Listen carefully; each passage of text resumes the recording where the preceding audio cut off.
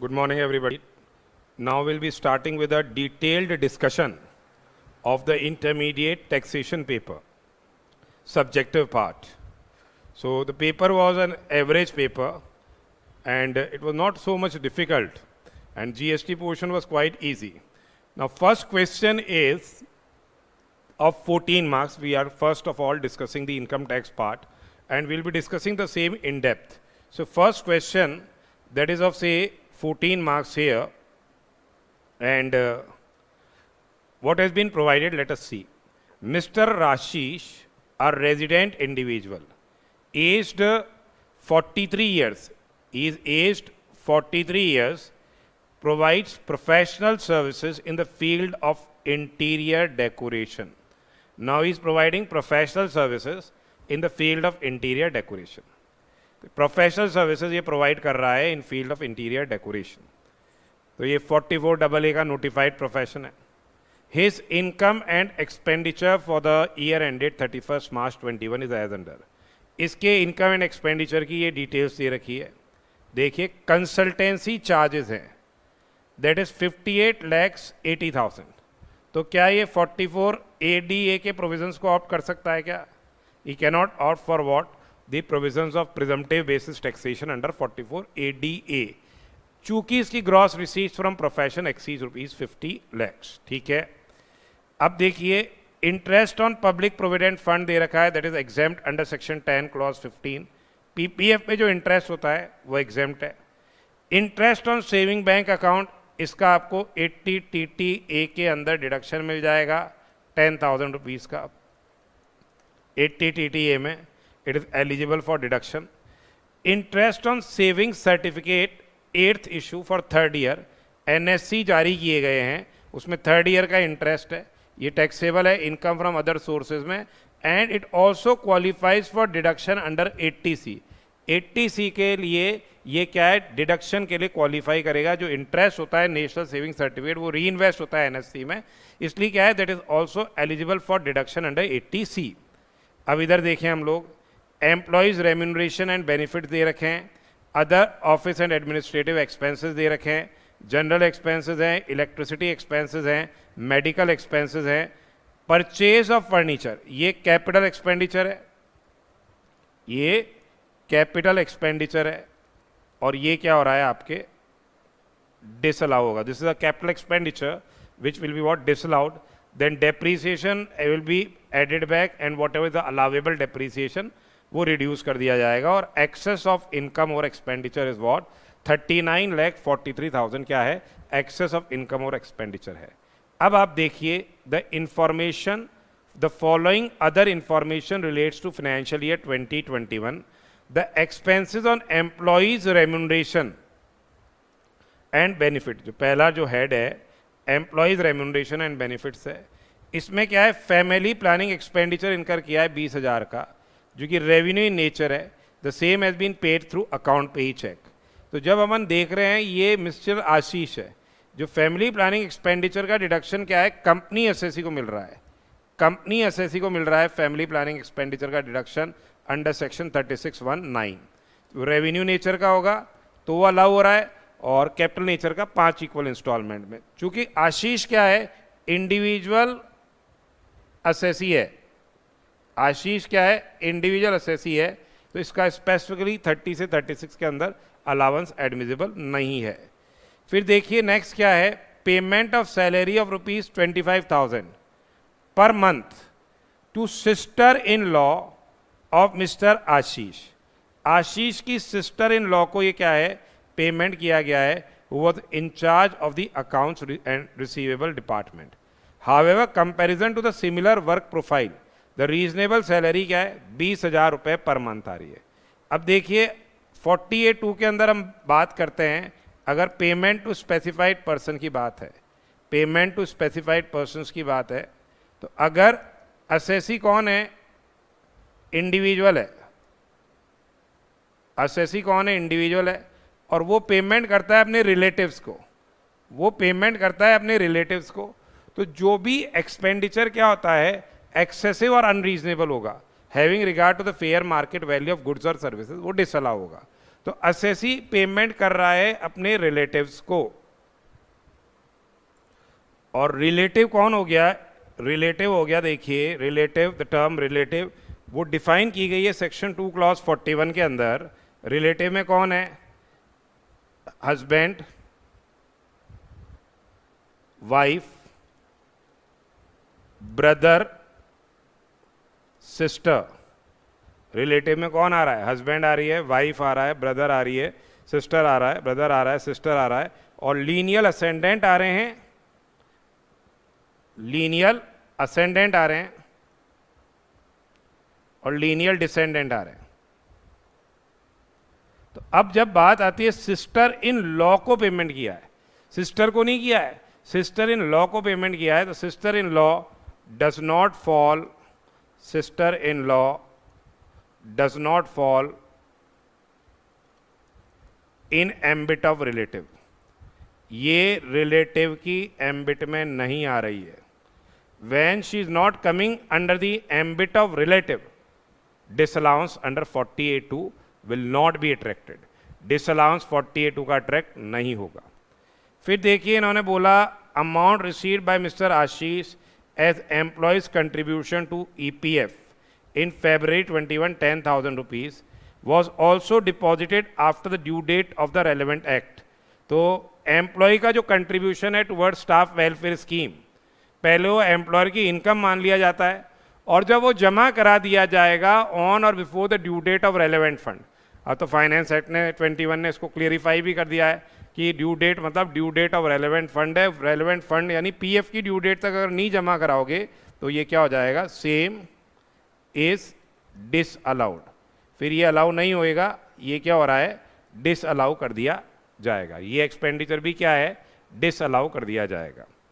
फिर देखिए medical expenses के बारे में बोला, medical expenses of ₹80,000 as appearing in income and expenditure account was expense for treatment of father of mister Ashish. तो ये पर्सनल एक्सपेंडिचर हो गया, ये क्या हो गया? पर्सनल एक्सपेंडिचर हो गया। और जब ये पर्सनल एक्सपेंडिचर हो गया तो ये क्या हो जाएगा? 80,000 रुपये डिसअलाउ हो जाएगी, ये 80,000 रुपये डिसअलाउ हो जाएंगे। और फादर 72 ईयर्स के हैं, old, and was not covered by health insurance policy. तो अपन को देखो मेडिकल एक्सपेंडिचर का डिडक्शन 80D में मिल जाएगा। ये मान रहे हैं कि is a resident individual, senior citizen है ये, तो इसके लिए आपको 50,000 रुपये का ये डिडक्शन 80D में मिल जाएगा। 50,000 रुपये का ये डिडक्शन क्या है? 80D में मिल जाएगा। एक बार तो डिसअलाउ हो जाएगा यहाँ पे, और मैक्सिमम लिमिट फादर के केस में, सीनियर सिटीजन के केस में जिसके लिए कोई इंश्योरेंस पॉलिसी नहीं ली गई है, 80D में मेडिकल एक्सपेंडिचर का डिडक्शन एडमिसिबल है, अकाउंट पे ही चेक से पेमेंट किया गया है। फिर देखिए general expenses as appearing in the income and expenditure account includes 25,000 paid to miss Angeline on 5th January as commission for securing work from new clients. This payment has been made without deducting से tax at source. अगर 194H की बात करें हम, तो अगर आप क्या है कोई कमीशन या ब्रोकरेज दे रहे हो, सेक्शन 194H की हम बात करते हैं, तो in case if any commission and brokerage is paid, तो फिर उसमें 15,000 रुपये से ज़्यादा का अगर आपका पेमेंट है तो there will be requirement of से टैक्स रिडक्शन एट सोर्स। अगर TDS नहीं काटा तो 40A(1)(a) के अंदर क्या हो रहा है?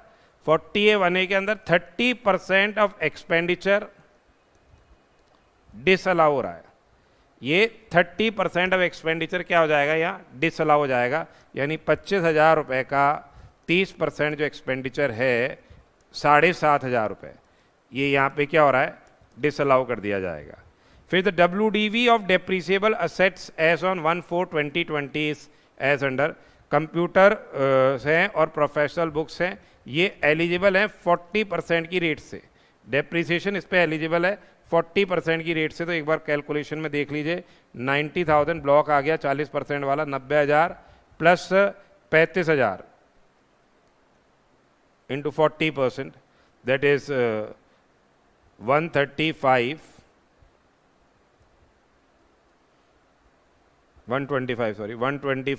into 40%, that is 50,000 rupees is the eligible depreciation.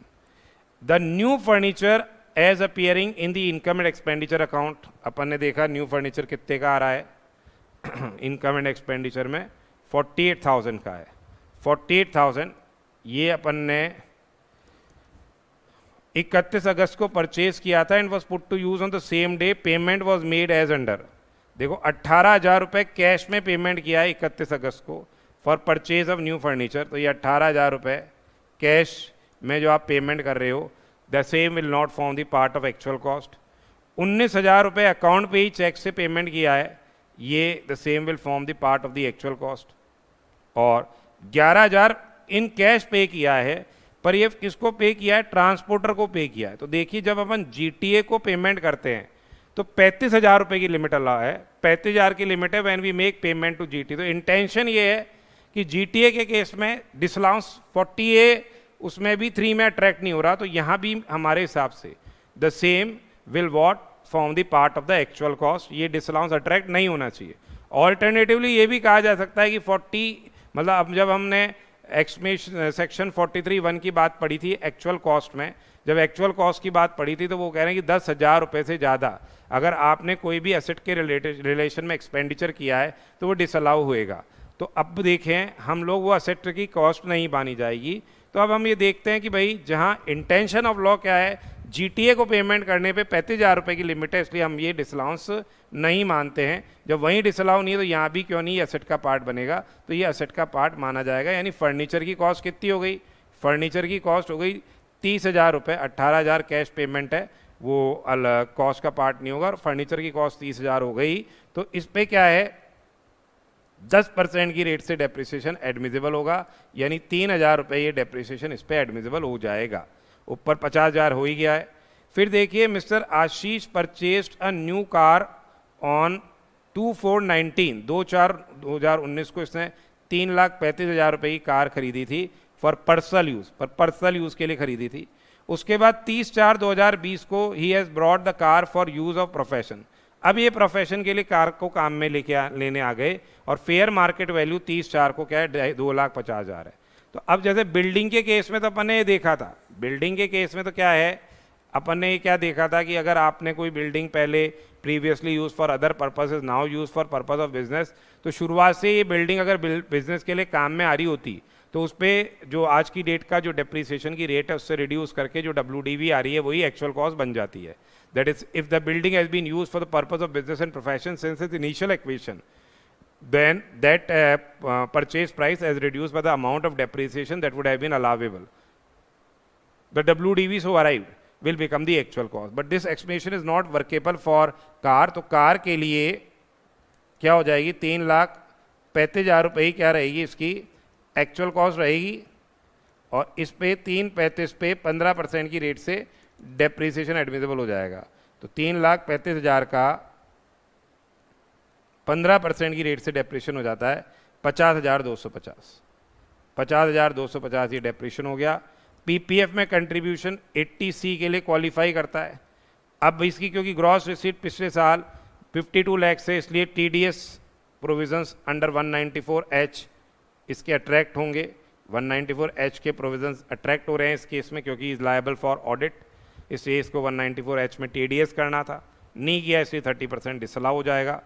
Compute the total income and tax liability of Ashish for assessment year 21-22। अब ये बोल रहे हैं टोटल इनकम और टैक्स लायबिलिटी निकालनी है आशीष की, assuming that he has not opted to pay tax under 115 BAC। BAC की जो कंसेशनल रेट है उसमें नहीं गया है ये। Ignore provisions relating to AMT and section 14A disallowances and of the expenditure. AMT के प्रोविजंस और जो 14A का इन एक्सलेम्ड इनकम के रिलेशन में जो हम एक्सपेंडिचर इनकर करते हैं उसके प्रोविजंस अभी आपको ध्यान में नहीं रखने हैं। तो अपन अब स्टार्ट करते हैं इसमें।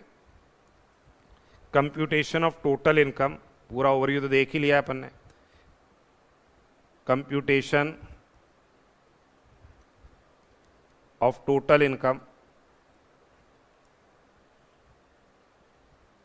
And tax liability of mister Ashish बहुत ही रेलेवेंट असेसमेंट ईयर, जो भी आपका असेसमेंट ईयर है उसके लिए। ठीक है, क्वेश्चन देखिए। ऊपर से वापस देखिए नेट प्रॉफिट क्या था as per income and expenditure account 3943, net profit as per income and expenditure account 39,43,000। ठीक है, फिर यहाँ से ऊपर की साइड से देखते जाइए, यहाँ मेडिकल एक्सपेंसेस पर्सनल हैं, ऐड मेडिकल एक्सपेंसेस, ये क्या है, पर्सनल एक्सपेंस है, डिसअलाउड। इसके पूरे वर्किंग नोट्स आप लिखिएगा। जो पर्सनल एक्सपेंस है ऑन ट्रीटमेंट ऑफ फादर, ये क्या हो जाएंगे, जो मेडिकल एक्सपेंसेस है personal expense on treatment of father, ये क्या हो रहे हैं, डिसअलाउ किए जाएंगे। ये आ गया हमारे पास अमाउंट मेडिकल एक्सपेंसेस का 80,000 रुपये, ये 80,000 आ गया। एक एक करके देखते जाइए। फिर देखिए आगे नेक्स्ट क्या है, purchase of furniture, purchase of furniture, furniture की परचेज की है, यहाँ कितना 48,000 रुपीज़। जो परचेज ऑफ फर्नीचर है 48,000 है, ये डिसअलाउ हो जाएगा, कैपिटल एक्सपेंडिचर है 48,000, ये कैपिटल एक्सपेंडिचर है, ये डिसअलाउ हो गया। फिर देखिए आगे ऐड डेप्रीसिएशन, एक बार ऐड कीजिए 90,000। ठीक है, फिर अलाउेबल लेस करेंगे, फिर इधर से ही ऐड कर दीजिए family planning expenditure, add family planning expenditure allowable only in case of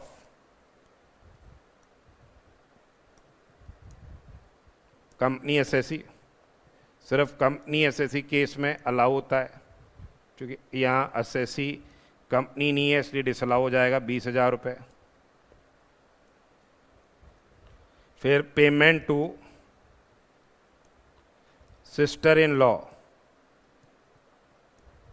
ये है एक्सेसिव। अब पर इसमें क्या है, sister in law do not fall in ambit of relative, ये रिलेटिव की एम्बिट में नहीं आ रही है sister in law under section 48(2). Hence disallowance cannot be attracted, cannot be attracted. ठीक है, तो ये डिसअलाउंस नहीं होगा। फिर नेक्स्ट देखिए, employees contribution toward staff welfare scheme, add कर देना employee contribution,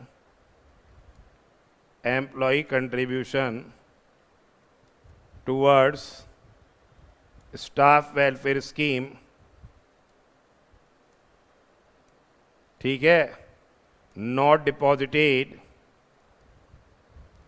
in relevant fund, which is not deposited in relevant fund before due date of relevant fund.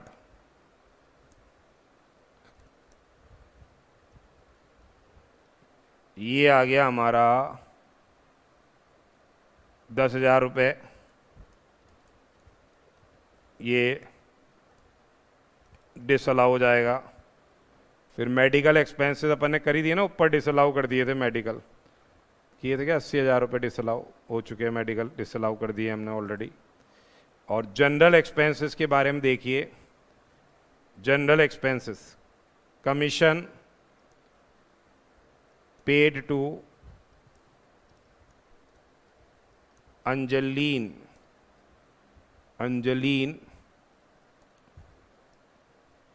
without deducting tax at source। Angeline को payment किया है commission का without deducting tax at source, 30% of 25,000 disallow हो जाएगा। 40A 1A के अंदर ये disallow हो जाएगा 7,500 रुपीज़। ठीक है, 40A 1A में डिसअलाउ हो रही है। फिर डेप्रीसिएशन का एडजस्टमेंट और देखिए आगे, फर्नीचर का डेप्रीशिएशन है और कार का डेप्रीशिएशन है और ये अलग से आ रहे हैं इंफॉर्मेशन। तो अब लेस अपने को करना है, इधर की साइड देखें हम लोग, क्रेडिट साइड देख लीजिए, लेस वाले बात करते हैं। लेस करें, ये लेस के आइटम्स आ जाते हैं। लेस के आइटम्स लिखते हैं। लेस क्या है? पहला interest on PPF. Interest on PPF कितना आ गया अपना? इंटरेस्ट ऑन पीपीएफ आ गया 60,000 रुपीज़। यहाँ लिख देता हूँ साइड में, फिर एक साथ लेस कर देंगे। ठीक है। Interest on saving bank, other sources में टैक्सेबल होगा ये, कितना है? 20,000 रुपये। और NSC interest, accrued interest on NSC, ये अदर सोर्सेज में टैक्सेबल होगा, since taxable under other sources, ये है 21,000 रुपये। ठीक है, ये since taxable under IFOS, income from other sources. ठीक है। अब देखिए डेप्रीसिएशन ऑन, एक तो हो गया अपना फर्नीचर, 30,000 इसकी एक्चुअल कॉस्ट हो जाएगी। 30,000 हो रही थी क्या एक्चुअल कॉस्ट? 30,000 रुपये हो रही थी शायद एक्चुअल कॉस्ट, किया है अपन ने। 30,000 हो रही है, 18,000 रुपये कैश पेमेंट था इसलिए नहीं, 30,000 का 10%, 3,000 रुपये ये हो गया।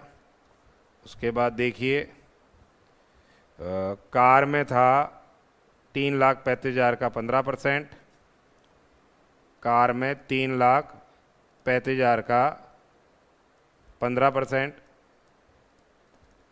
3,35,000 का 15%, ये हो गया 50,250। और फिर आ रहा था हमारे पास, ये हो गया, ये हो गया, और एक आ रहा है हमारे professional books and computers, block rate 40%। Professional books and computers, professional books and computers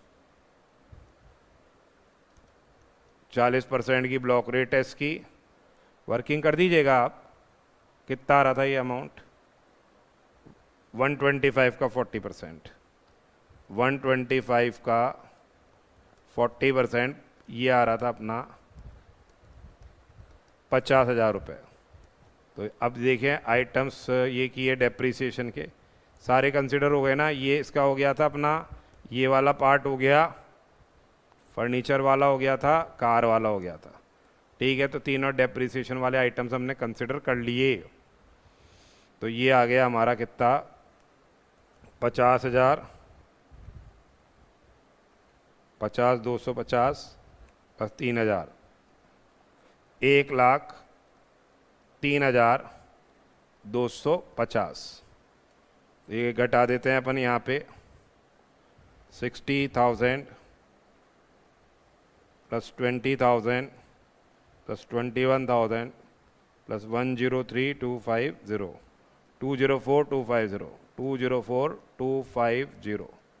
तो ये आ जाएगा आपके क्या? पीजीबीपी।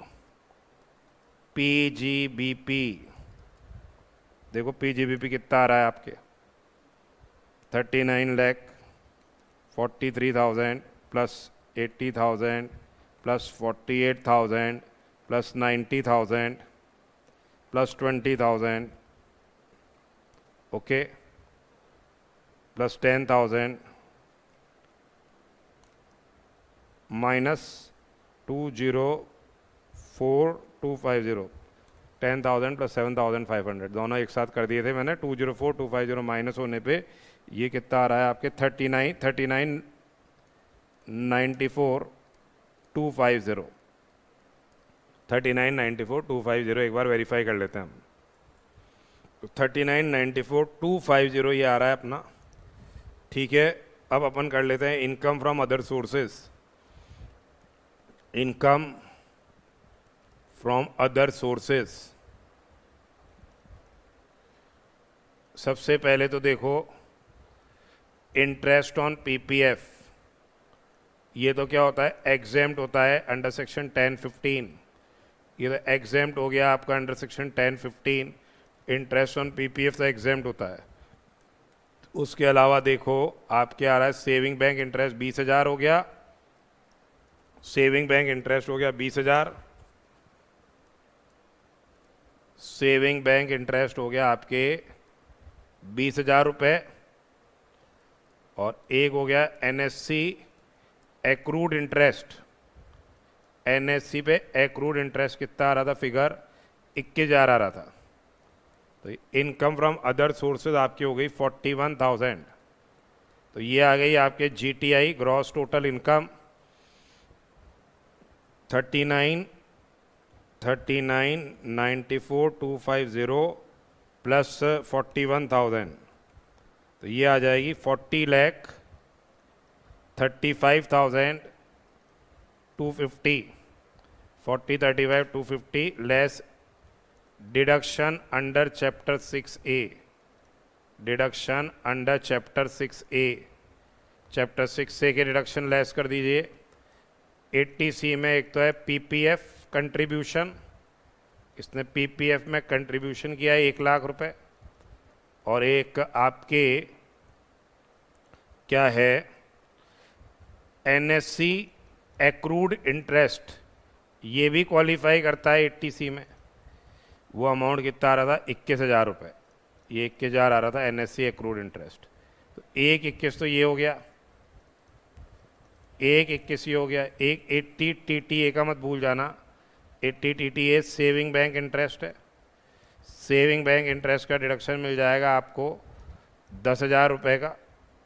ठीक है, और एक आप देख लीजिए क्या आ रहा है, 80D आ रहा था। 80D आ रहा था medical expenditure on treatment of father. On treatment of father, ये मान रहे हैं सीनियर सिटीजन है, क्योंकि रेजिडेंट होना भी ज़रूरी है। तो ये रेजिडेंट मानते हुए सीनियर सिटीजन है। 50,000 रुपये की सीलिंग लिमिट तक डिडक्शन क्या है, मिल जाएगा, क्योंकि कोई पॉलिसी इसके लिए नहीं है अपन ने। तो 80C के 1,21 हो गया, 10,000 ये हो गया, 50,000 ये हो गया। तो कुल मिला के कितना हो गया, 131 एंड 50,000, 1,81,000। तो ये आ गई आपके पास क्या, टोटल इनकम। टोटल इनकम कितनी, टोटल इनकम आ गई आपकी, देखिए 35,250 माइनस 181, ये आ गई 38,54,250।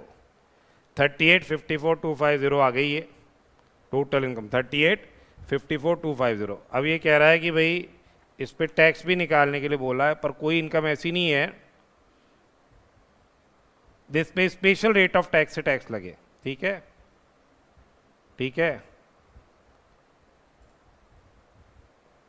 कोई भी ऐसी इनकम नहीं है जिस पे स्पेशल रेट ऑफ टैक्स से टैक्स लगे। तो टैक्स ऑन रुपीज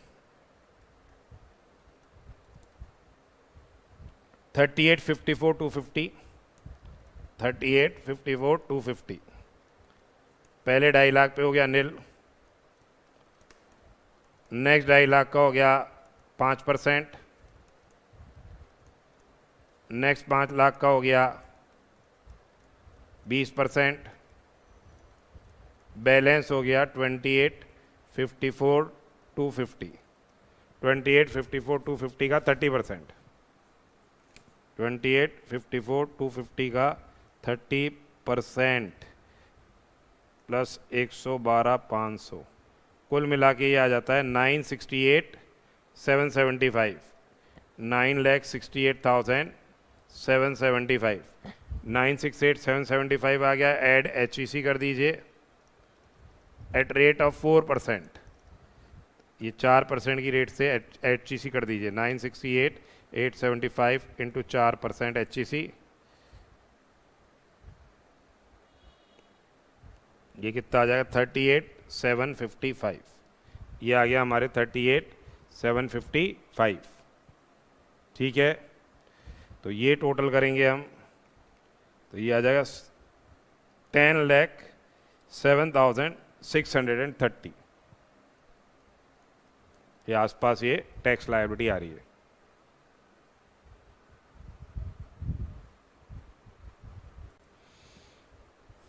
$100,075 ये आ रहा है 7530। ठीक है, तो ये टैक्स लायबिलिटी आपकी आएगी टोटल टैक्स लायबिलिटी।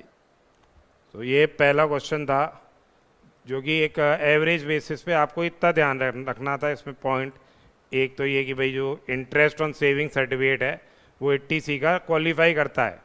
तो जो रिटर्न्स भर रहे हैं बच्चे उनको तो सब पता है कि भाई इंटरेस्ट अपने आप ही ऑटोमेटिकली कंप्यूट होके आता है और फिर वो 80C के लिए भी शो करते हैं। Interest on saving bank account सबको पता ही है, और इंटरेस्ट ऑन PPF क्या रहता है, एग्जेम्प्ट रहता है।